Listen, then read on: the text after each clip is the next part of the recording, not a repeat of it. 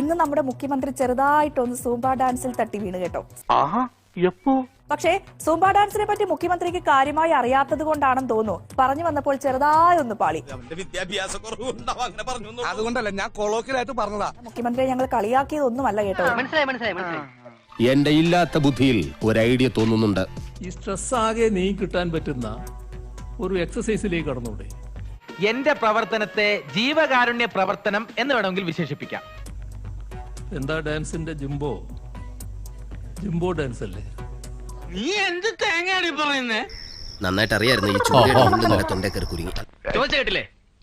ഒരു ക്ലൂ തരുമോ? എന്ത് ജുബ ജുബേ ഒരെണ്ണം തന്നില്ലേ? ഇനി ഇത് മുഷിന് നേരത്തെ അപ്പ തരാം. ഞാൻ പറയുന്നത് പേര് തെറ്റായിരിക്കാം, പക്ഷെ അത്തരം ഒരു ഡാൻസിലേക്ക് കടക്കാറ് ബുദ്ധി വേണോടാ.